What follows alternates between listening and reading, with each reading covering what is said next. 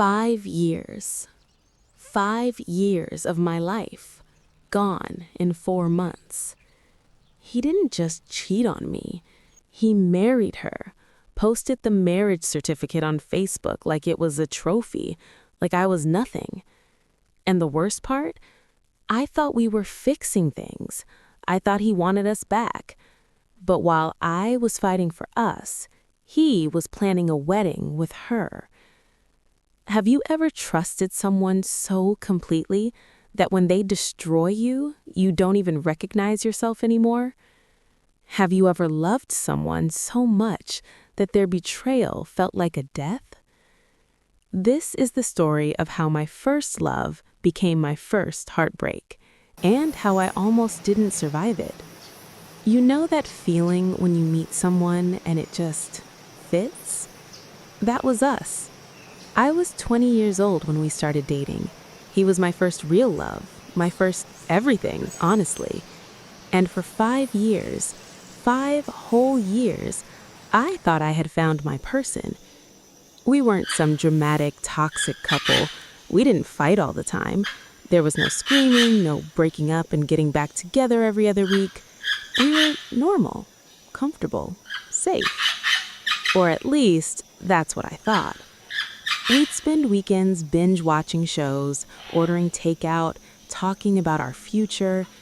He'd hold my hand in the car, kiss my forehead when I was stressed, tell me he loved me every single night before bed. 5 years of inside jokes, 5 years of shared memories, 5 years of building a life together. I trusted him completely. I mean, why wouldn't I? We had been through everything together. College stress, family drama, job changes. We were a team. I remember thinking, this is it. This is the person I'm going to marry. This is my forever. God, I was so naive. It started small. Little things I told myself not to overthink. He started being on his phone more, like a lot more. He'd turn the screen away when I walked by. He'd take calls in the other room. And when I asked who it was, he'd just say work or a friend and change the subject. I didn't want to be that girlfriend, you know, the one who's paranoid and insecure. So I ignored it. But then he started pulling away. The good night texts stopped. The weekend plans became, I'm busy. The way he looked at me, it changed, like he was somewhere else, like I was an inconvenience. And I kept asking myself, what did I do wrong? Did I gain weight? Was I too clingy, too boring anymore, not fun enough anymore?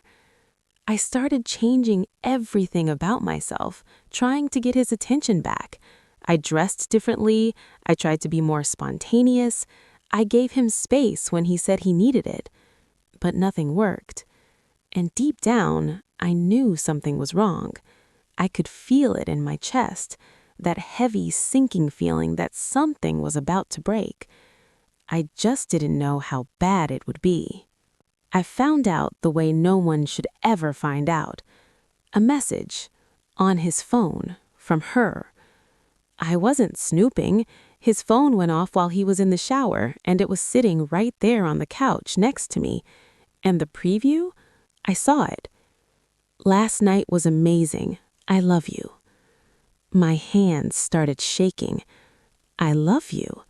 Those 3 words, the same words he'd been saying to me for 5 years, the same words that were supposed to be ours, and he was saying them to someone else.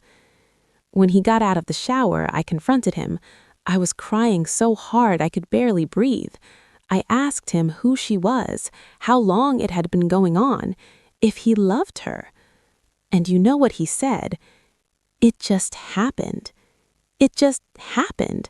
Like he tripped and fell into a relationship with someone else. Like 5 years with me meant nothing. But then he cried too. He said he was sorry. He said he made a mistake. He said he wanted to fix things, that he chose me, that he'd do anything to make it right. And because I loved him, Because he was my first love and I didn't know how to let go, I believed him. I gave him a chance. We were supposed to be working on us, going to therapy, rebuilding trust. He promised me he ended things with her. He looked me in the eyes and swore it was over. But he was lying. He was lying the whole time. 4 months. That's how long it took him from going from, I want to fix us, to, I'm married now. 4 months. I found it on Facebook. I was scrolling through my feed and there it was. A photo of a marriage certificate. His name, her name, official, legal, real. He posted it publicly for everyone to see. Our mutual friends, our families, me. And the caption? Officially Mr. and Mrs. with a heart emoji. I stared at my phone screen for I don't even know how long. My brain couldn't process it. This had to be fake. This had to be some kind of sick joke. But it wasn't. While I was crying myself to sleep, thinking we were trying to work things out, he was planning a wedding. While I was in therapy, learning to trust again, he was buying rings. While I was fighting for us, he was choosing her.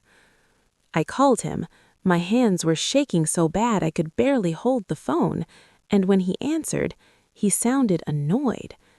Annoyed, like I was bothering him on his special day. Why are you calling me? And I couldn't even speak. I hung up.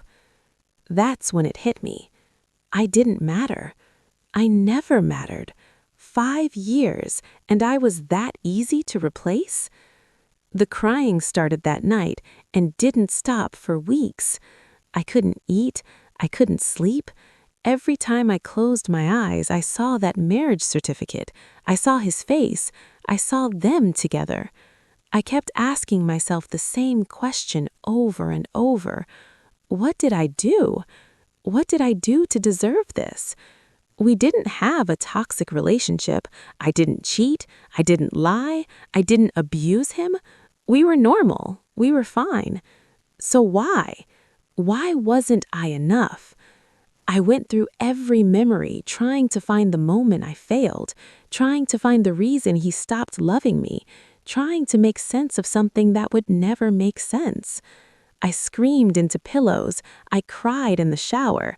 I woke up in the middle of the night, gasping for air, because I forgot for a second that it was real. And then I remembered, and the pain would start all over again. But here's the thing about rock bottom. You can't stay there forever. Slowly, and I mean slowly, things started to shift. I started going to therapy, and my therapist told me something that changed everything. She said, "You're grieving, and that's okay.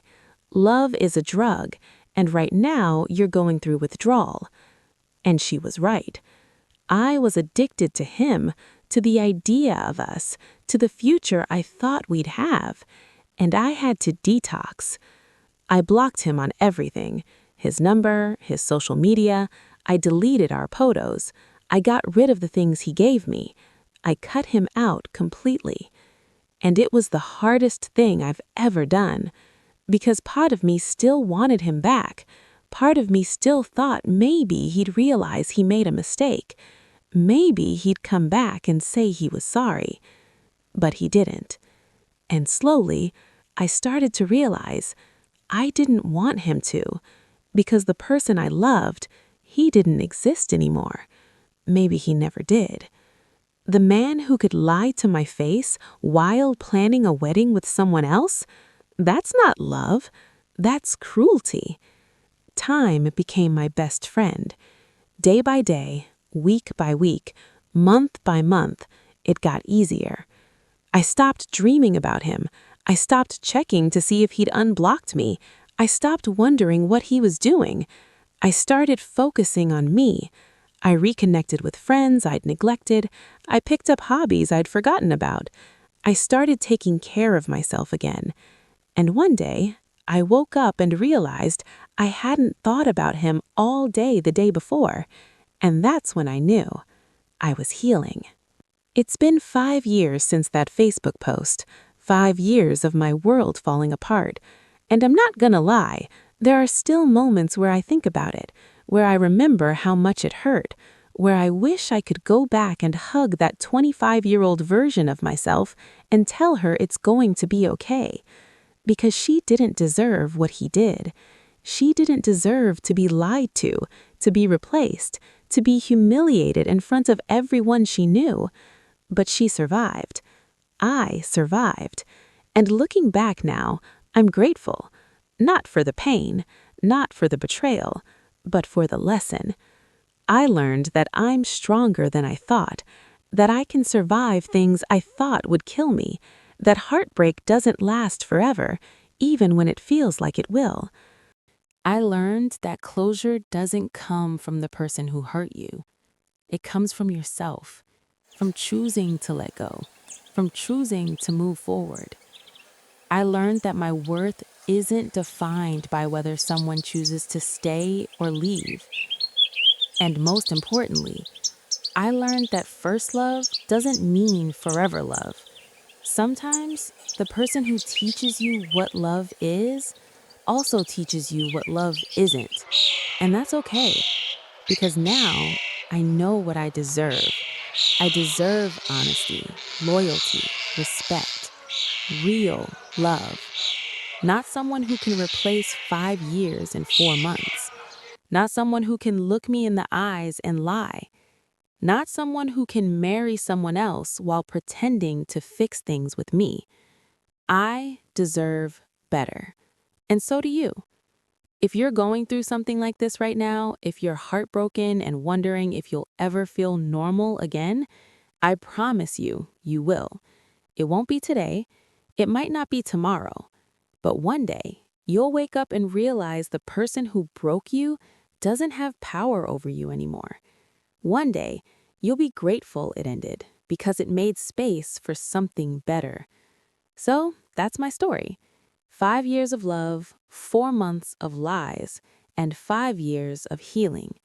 I thought I would die from the pain. I really did. But here I am, stronger, wiser, free. If this story resonated with you, if you've been through something similar or you're going through it right now, I want you to know you're not alone. Drop a comment below and tell me your story. What helped you get through your heartbreak? How did you survive? Let's support each other. And if you want to hear more stories like this, real, raw, honest relationship experiences, hit that subscribe button because we're all just trying to figure this love thing out together. Take care of your heart. You deserve someone who chooses you every single day, not someone who makes you an option.